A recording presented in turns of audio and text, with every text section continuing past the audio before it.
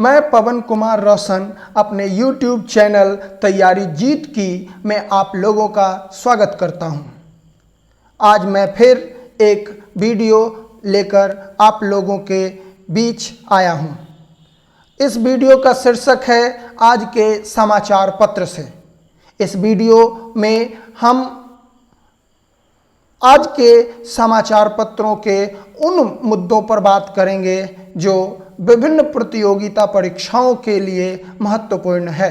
तो चलिए वीडियो की शुरुआत करते हैं और मुख्य समाचारों पर भी बात करते हैं।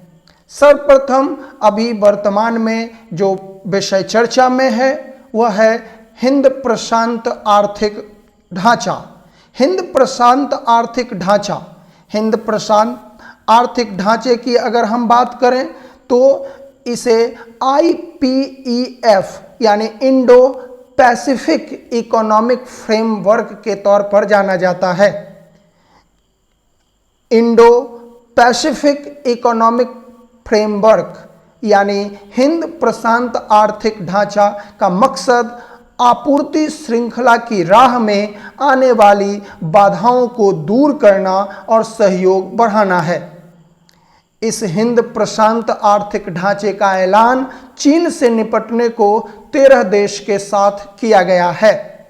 चलिए दूसरे खबर पे चलते हैं। दूसरा खबर जो है वो काफी महत्वपूर्ण है। विनय कुमार सक्सेना, विनय कुमार सक्सेना को दिल्ली का नया उपराज्यपाल बनाया गया है। विनय कुमार सक्सेना जो हैं इन्हें दिल्ली का नया उपराज्यपाल बनाया गया है।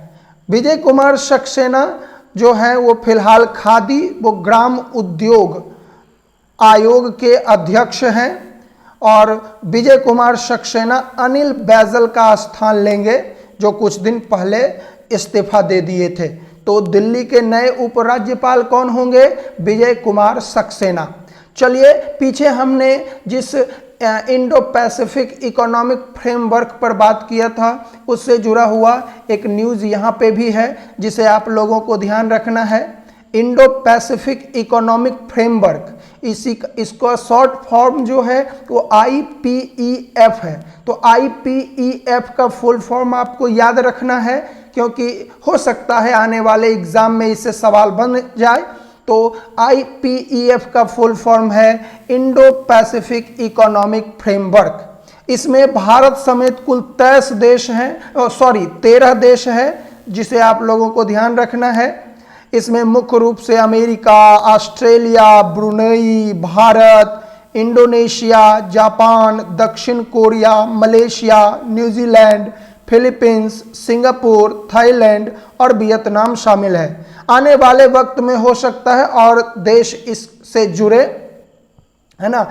IPEF यानी इंडो पैसिफिक इकोनॉमिक फ्रेमवर्क क्या करेगा, इस पर अगर बात करें तो इसमें मुख्य 4 बातें हैं। पहला, आपूर्ति श्रृंखला, स्वच्छ ऊर्जा, कर और व्यापार।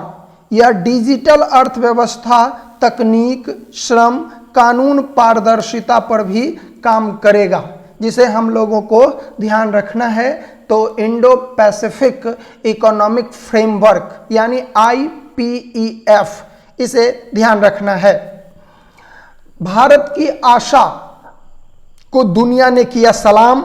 विश्व स्वास्थ्य संगठन, है ना, विश्व स्वास्थ्य संगठन। तो सर्वप्रथम तो आप विश्व स्वास्थ्य संगठन के बारे में थोड़ी सी जानकारी आप लोगों को रखना होगा कि विश्व स्वास्थ्य संगठन की स्थापना कब की गई, इसका मुख्यालय कहाँ है ना। तो ये सब बातें आप लोगों को ध्यान में रखनी है। अगर इससे जुड़ी हुई जानकारी आपके पास है तो वो कमेंट बॉक्स में आप लिख सकते हैं। ये भारत की आशा कार्य करता है जी।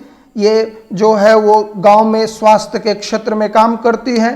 तो WHO ने यानी वर्ल्ड हेल्थ ऑर्गेनाइजेशन ने भारत की 10 लाख महिला आशा स्वयंसेवकों को सम्मानित किया है और महिला कार्यकर्ताओं को यह सम्मान जो है वो ग्रामीण क्षेत्र में स्वास्थ्य सुविधाएं पहुंचाने और देश में कोरोना वायरस महामारी के खिलाफ अभियान में महत्वपूर्ण भूमिका के लिए दिया गया है। आशा कार्यकर्ताओं की अगर हम बात करें तो ग्रामीणों को ग्रामीण क्षेत्रों में खासकर सरकारी अस्पताल में उपलब्ध स्वास्थ्य सेवा के लिए जो है ग्रामीणों को ये समझाते हैं। गर्भवती महिलाओं के घर का दौरा करना, उन्हें जरूरी टीके और अन्य जानकारी देना, ये इनका शामिल है। और समय समय पर सरकार द्वारा दिए गए दिशा निर्देशों का भी ये पालन करते हैं। तो भारत की आशा कार्यकर्ता को वर्ल्ड हेल्थ ऑर्गेनाइजेशन ने जो है वो सम्मानित किया है, जिसे ध्यान रखना है। अगले न्यूज़ पे चलते हैं। अगला न्यूज़ है आर्थिक क्षमता साबित करता भारत। भारत आर्थिक रूप से काफ़ी तेजी से उभर रहा है। भारत एक आर्थिक महाशक्ति बनने की ओर अग्रसर है। तो आप यहाँ पर देख सकते हैं कि आज के इस एडिटोरियल में आर्थिक क्षमता साबित करते भारत के रूपरेखा को दर्शाया गया है। इसके अंतर्गत अगर हम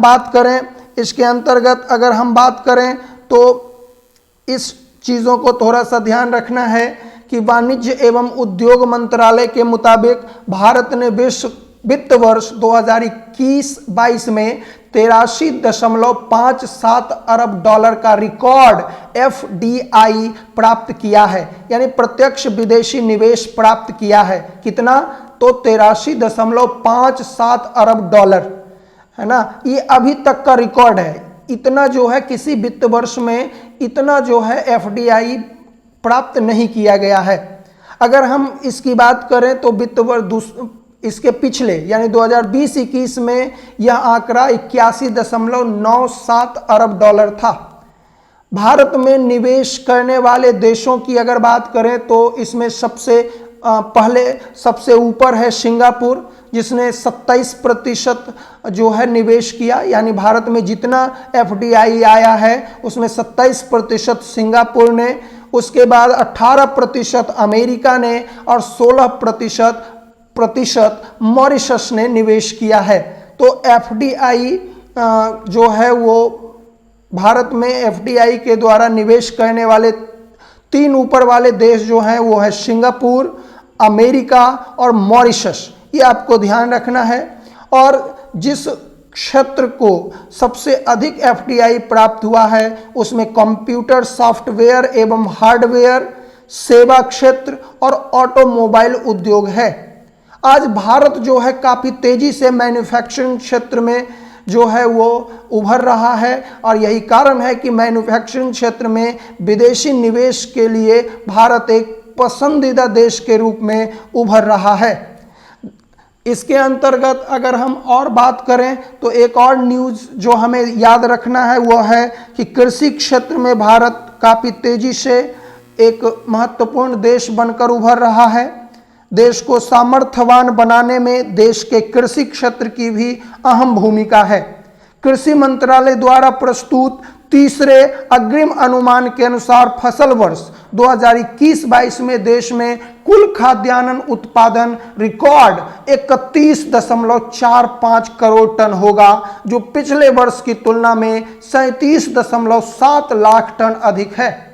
इस वर्ष गेहूं का उत्पादन 10.64 करोड़ टन होगा, जो कि पिछले साल के मुकाबले 31 लाख टन कम है। यानी गेहूं के उत्पादन में थोड़ा सा कमी देखने को मिला है, लेकिन धान, मोटे अनाज, दलहन और तिलहन का रिकॉर्ड उत्पादन होता दिखाई दे रहा है।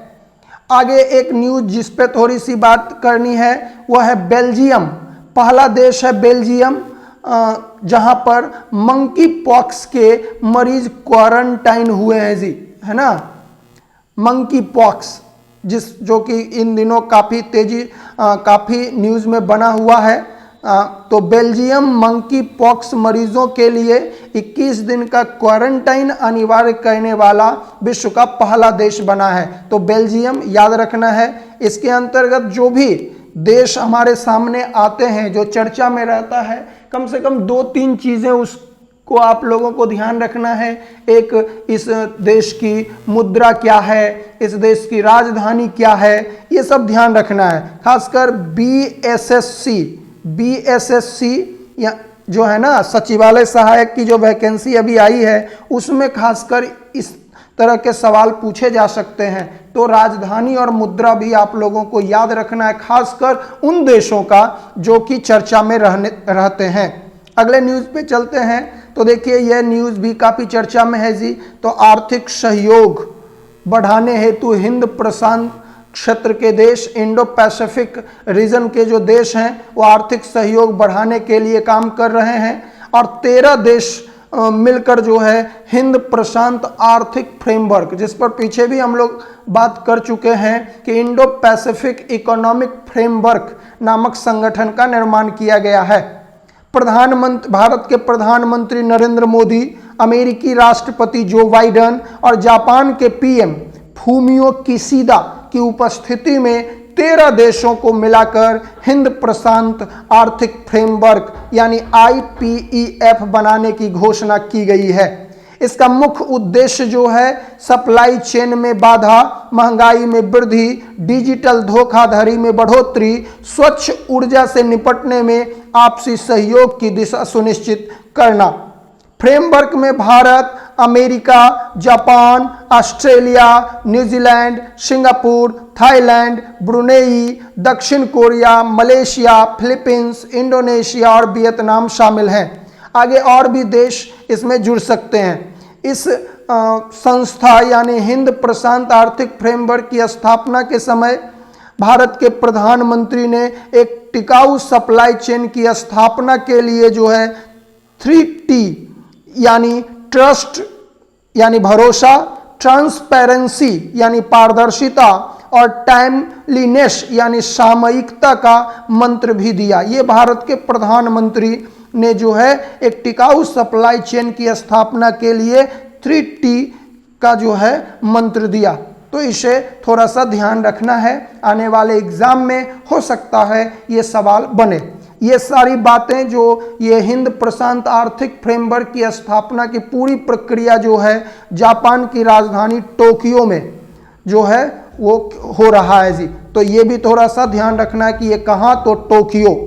अगले न्यूज़ की ओर चलते हैं। तो अगले न्यूज़ की अगर बात करें तो ये एडिटोरियल है जी। सामरिक सक्रियता बढ़ाता क्वाड का तीसरा शिखर सम्मेलन जापान में होने वाला है। यहाँ पर देख सकते हैं टोक्यो में आयोजित क्वाड देशों का तीसरा शिखर सम्मेलन है ना। तो क्वाड देशों का तीसरा शिखर सम्मेलन कहाँ हो रहा है जी, तो टोक्यो में। क्वाड में 4 देश हैं जी।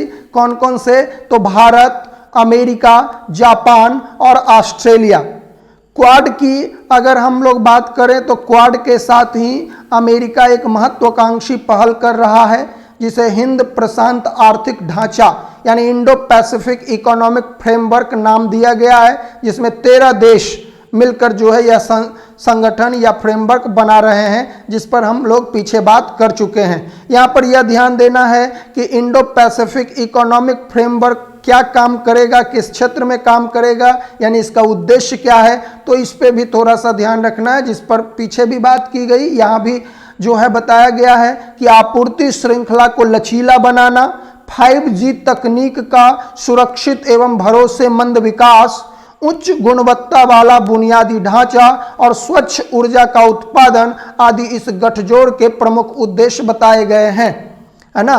तो ये ध्यान रखना है, एक खुला एवं स्वतंत्र हिंद प्रशांत इंडो पैसिफिक रीजन ही क्वाड का जो है मूल मंत्र है।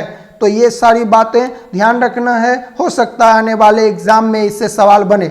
चलिए अगले न्यूज़ की ओर बढ़ते हैं। तो मैसूर में योग दिवस कार्यक्रम होगा। अब की जो है वो योग दिवस का मुख्य कार्यक्रम जो है वो मैसूर में होगा।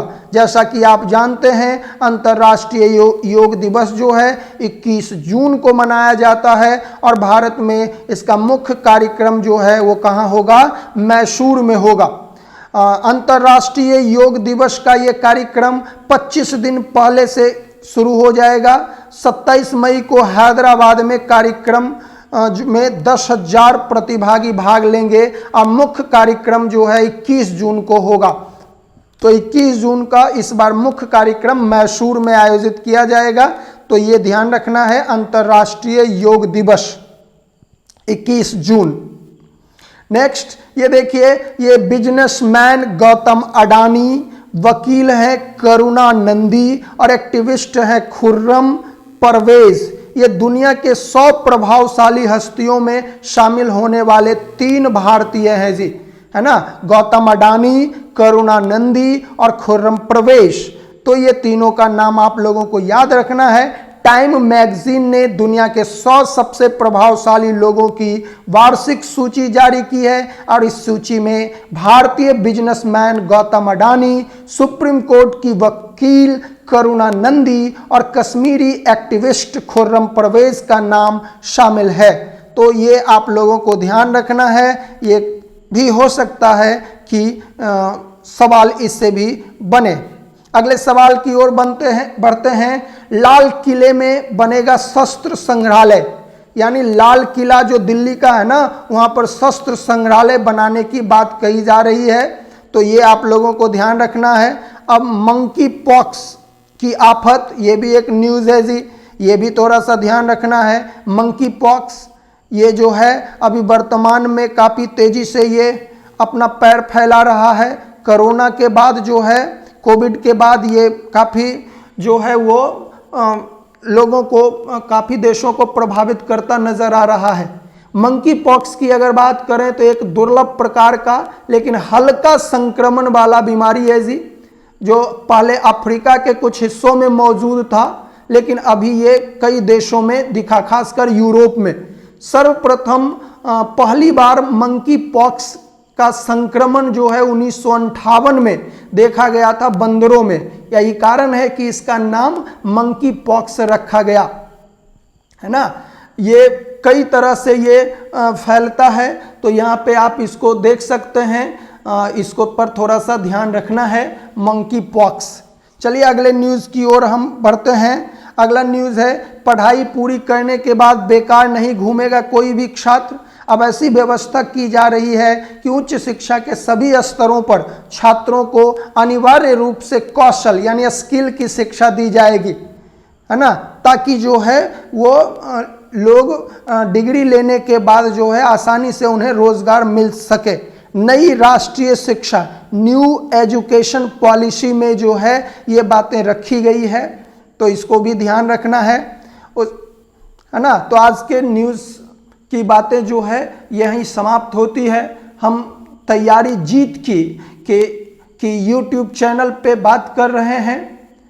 एक बात जो आप लोगों के लिए काफ़ी महत्वपूर्ण है कि आप अपनी दुनिया बदल सकते हैं। हाँ जी, सिर्फ आप ही अपनी दुनिया बदल सकते हैं। आप जो सोच सकते हैं वो आप कर सकते हैं। हाँ जी, हिम्मत और हौसला के साथ सही दिशा में आपके द्वारा किया गया निरंतर प्रयास आपको सफलता के शिखर तक ले जाएगा। इसी उम्मीद के साथ कि आप सफलता के शिखर तक पहुंचे, आज हम आप लोगों से विदा लेते हैं। फिर अगले वीडियो में हम बात करते हैं। धन्यवाद।